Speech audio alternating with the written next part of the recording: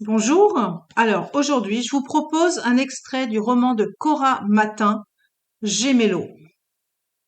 Première partie, chapitre 1. En ce début de 1992, Louis bricolait devant sa maison sur un tréteau de sa fabrication. Le 1er janvier était devenu une date ordinaire depuis que sa femme avait été emportée par un anévrisme quelques années plus tôt. Proche de la soixantaine, il avait toujours habité Isanka, ou plus exactement, il ne s'était jamais résolu à s'en éloigner. C'était l'endroit qu'il avait vu naître, et il le supposait celui où il finirait par mourir. Il l'avait connu au temps de sa gloire établie par sa source, la Veine, dont la renommée s'était construite en alimentant généreusement en eau potable les villages contigus. Isanka avait compté alors parmi l'un des sites les plus attractifs de la région, les gens venant de loin pour y passer une journée de distraction, précieuse à cette époque où la télévision était absente de la plupart des foyers. À présent, n'y subsistaient plus que quelques ancêtres délaissés par leurs familles et dont les propriétés mal entretenues contribuaient à l'aspect lugubre de ce lieu-dit. Il avait aussi connu Isanka au cours de la Seconde Guerre mondiale, alors qu'il n'était qu'un tout jeune homme. Les événements qui s'y étaient déroulés avaient bouleversé le cours tranquille de son existence. Voilà une partie de sa vie qu'il aimait se rappeler par bribes, même si elle restait imprégnée par une certaine noirceur. Désormais, certains souvenirs colonisaient son quotidien, et il devait souvent se concentrer sur une tâche répétitive, parfois presque jusqu'à l'abrutissement, pour les tenir à distance. Il avait toujours été doté d'un instinct sûr pour distinguer les bonnes des mauvaises personnes, et justement, du coin de l'œil, tout en continuant à poncer du même geste machinal, il observait l'homme qui marchait sur le chemin de l'autre côté du parc, sa carrure lourde et sa démarche assurée. La large bande verte et humide du parc les séparait. Cette impression d'étrangeté n'appartenait qu'au lieu atypique comme Isanka. Une fois la route franchie, il fallait traverser une étendue d'herbe haute, non entretenue depuis des années, et on avait alors l'impression de se retrouver en dehors du temps, plongé dans un passé lointain. Louis l'ignorait, évidemment, mais l'homme se prénommait Félix. Après s'être caché chez plusieurs de ses connaissances, il se terrait à Isanka depuis 2 semaines et n'adressait la parole à personne, à part quelques mots brefs à l'adresse du patron de l'unique épicerie où il pouvait se fournir en cigarettes à un prix exorbitant. Et encore le servait-on avec une répugnance ostensible, en évitant soigneusement son regard. Félix aurait aimé écraser la face dédaigneuse du commerçant sur le comptoir, mais il était forcé de se montrer discret, exercice plutôt malaisé pour un être comme lui qui respirait la férocité. Il avait choisi Sanka parce qu'elle ressemblait à un village fantôme, relégué du reste du monde, qui, au fil des années, avait fini par servir de raccourci entre deux départementales et que les voitures ne faisaient plus que traverser afin de gagner une destination forcément plus hospitalière. Isanka n'était qu'à une trentaine de kilomètres du lieu de son dernier forfait, mais il avait décidé de ne pas s'éloigner davantage, afin de se tenir au courant des répercussions éventuelles de son passage à l'acte. L'agence immobilière n'avait manifesté aucune difficulté à accepter sa signature pour la location d'un taudis de 3 pièces rongé par l'humidité. Personne, à part les natifs du coin ou un criminel en fuite, n'aurait eu l'idée de vivre dans ce trou perdu. Ce matin-là, il avait reçu la visite d'un homme proche de la trentaine, souriant et amical, qui s'était présenté comme le curé d'Isanka, venu lui souhaiter la bonne année. Ce genre de convenance étant totalement étranger à Félix, il l'avait cependant laissé parler depuis le seuil, juste pour avoir l'air à peu près sociable et éviter d'éveiller les soupçons. Le curé l'avait surpris par son bon sens et sa sympathie. Il l'avait naturellement amené à se confier, sans se rendre compte qu'il baissait sa garde. Je suis ici pour me refaire une santé, vous voyez, avait osé dire maladroitement Félix. Je vois parfaitement. Et vous avez choisi le bon endroit. Parfois, il faut savoir se mettre à l'abri de l'agitation. De quelle agitation vous parlez? avait demandé Félix avec méfiance. De celle que la société génère autour de vous, autour de nous. Le sens de la liberté est galvaudé, vous ne trouvez pas? Félix avait acquiescé gravement, sans connaître le sens du mot galvaudé, mais parce qu'il avait compris que le curé critiquait les gens en général et que cette façon de penser lui convenait. La société condamne les fautes qu'elle a elle-même provoquées. C'est un système paradoxal, régi par l'imposture, avait affirmé le curé.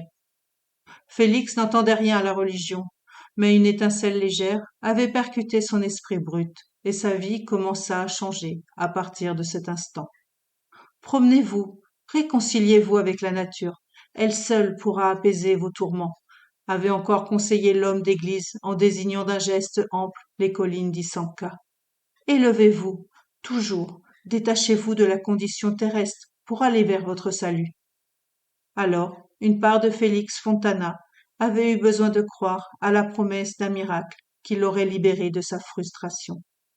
Il détestait être obligé de se cacher, alors qu'il ne ressentait aucune culpabilité pour le crime qu'il avait commis. Le curé ne l'avait pas regardé comme la petite frappe minable qu'il était encore à presque 40 ans, un cambrioleur sans envergure qui ne prenait jamais de risques. Et plus étrange encore, il ne connaissait pas cet homme, et c'était pourtant comme si ce dernier était au courant de ce qui venait de se passer. 2 mois auparavant, le 12 novembre 1991, au soir, Félix avait escaladé le muret du jardin de Marguerite Laval et emprunté l'escalier extérieur qui permettait d'accéder à l'étage. Le rez-de-chaussée était éclairé, mais il savait que la vieille dame qui l'occupait ne représenterait aucun danger. Il n'avait pas eu le temps de se poster devant la maison, comme il l'avait prévu pour exercer sa surveillance, mais seulement quelques jours de planque lui avaient permis de savoir que l'étudiante à qui la propriétaire louait l'étage partait tous les soirs à la même heure, peut-être pour aller à la gym ou pour retrouver des copines. Il s'en fichait. Il avait du temps devant lui, et la Mini Cooper n'était pas garée devant la maison, preuve que la fille était absente. Ce qui lui importait, c'était que d'après son informateur, la demoiselle était riche et l'héritière du propriétaire d'un grand magasin de jouets anciens de la région. Il avait eu l'occasion de remarquer ses vêtements de marque et ses bijoux. C'étaient ces derniers qui l'intéressaient, et s'il pouvait rafler au passage du matériel informatique et 2 ou 3 objets de valeur, il ne lui en fallait pas davantage. Aucune prise de risque, pas d'alarme ni de chien, et un butin qu'il pourrait revendre tranquillement. Voilà ce qui constituait ses seules ambitions. L'étage était éteint et la porte non verrouillée. Il n'avait même pas eu besoin de fracturer la serrure. Il était entré et avait allumé sa petite lampe de poche, juste à temps pour voir la fille se dresser sur son canapé, en repoussant violemment les couvertures sous lesquelles elle était couchée.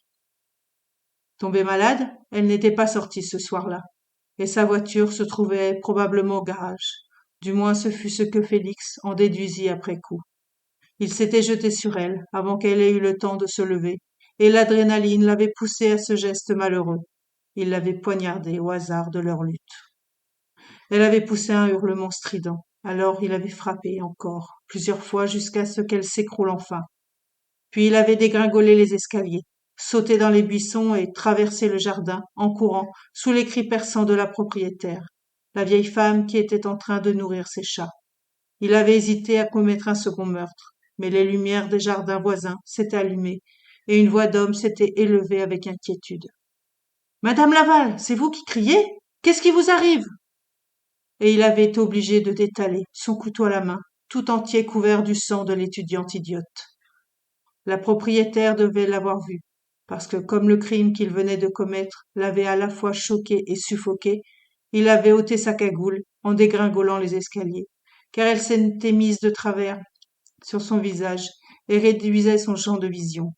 Il avait couru jusqu'à sa voiture, garée quelques rues plus loin, et eut quelques secondes de sueur froide, en pensant qu'il l'avait perdue.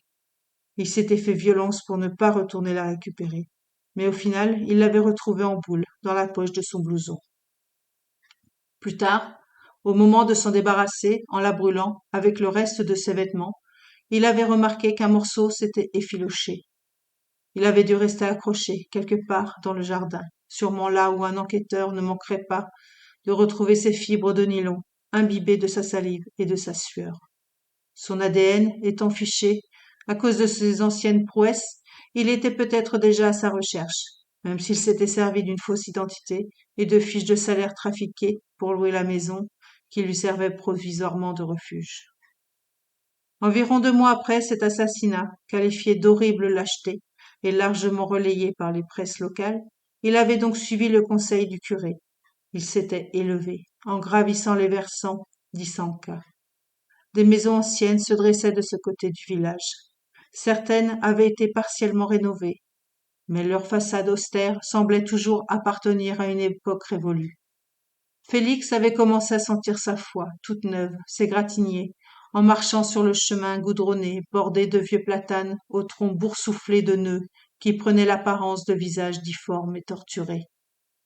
Louis continuait à l'observer de loin. Même s'il pressentait que Félix n'était pas un personnage recommandable, il ne se doutait pas qu'il s'agissait d'un assassin. Louis était un homme d'une gentillesse extrême. Il se dit qu'après tout, le nouveau venu pourrait finir par trouver sa place ici. Il avait vu et vécu des événements bien plus extraordinaires que ça à Isanka. C'était la frustration de devoir se cacher qui rendait Félix amer et lui faisait haïr cet endroit singulier. Il était habitué à l'agitation de la ville. À 40 ans, il n'avait jamais travaillé plus d'une semaine d'affilée dans sa vie. C'était un sanguin, un cogneur, un de ceux que la vie ne met pas à genoux. Dans le silence ombreux d'Isanka, il finissait par entendre l'écho de ses propres pensées, et ça le mettait mal à l'aise. Il quitta le chemin bordé de platanes pour s'engager sur les quelques mètres de dénivelé ponctués de bosquets épineux. C'était là que le curé lui avait prédit qu'il trouverait le salut. Par réflexe, il détailla les entrées des demeures et en évalua la hauteur des portails. À part celui qui venait d'entraîner sa perte, il avait déjà commis un grand nombre de cambriolages sans aucun accroc. L'une des maisons l'intrigua plus que les autres. Il faillit d'abord ne pas la remarquer, car elle était camouflée derrière un rideau d'arbres et de plantes sauvages. Il gravit les marches effondrées de l'escalier et découvrit qu'elle était à l'abandon, un endroit sans intérêt pour lui. Il faillit rebrousser chemin, mais quelque chose attira son regard. Les vestiges écaillés d'une fresque subsistaient encore au-dessus de l'entrée. Une envolée d'oies sauvages, figée à jamais sur le fond d'un ciel bleu pâle. D'ordinaire insensible à ce genre de mièvrerie, Félix s'arrêta pourtant pour contempler les volatiles blancs, et il finit même par leur trouver une grâce particulière. Ce fut d'un pas inhabituellement léger qu'il commença à inspecter les lieux. Je pourrais habiter ici, pensa-t-il en découvrant les pièces délabrées.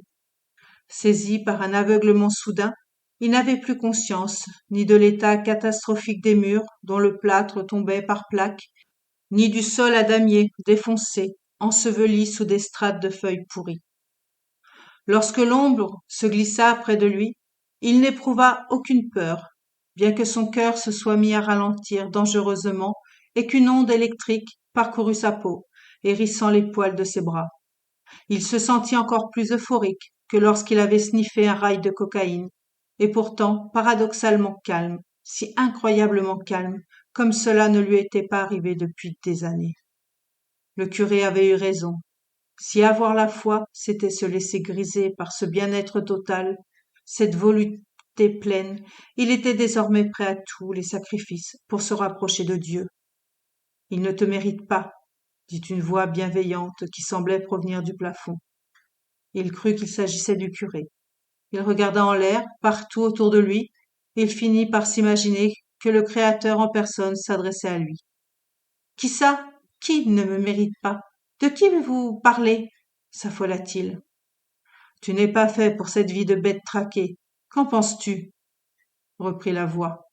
Me traitez pas de bête, protesta Félix sur la défensive. Pourtant, c'est ainsi que tu vis, tel un malpropre. Tu te tapis, tu réfrènes tes instincts naturels, alors que tu pourrais prétendre à une plus haute destinée. Je suis venu vivre ici pour trouver une sorte de paix, bredouilla Félix. Dans sa bouche, le mot paix sonnait terriblement faux. Tu vas régner à mes côtés, proféra la voix. Tu vas enfin accéder au rang qui te revient. Félix Fontana éprouva un frisson de tout son corps, comme il n'en avait jamais ressenti auparavant. Voilà, c'est tout pour cet extrait. Donc, vous pouvez retrouver toute l'histoire dans le roman de Cora Matin, Gemello.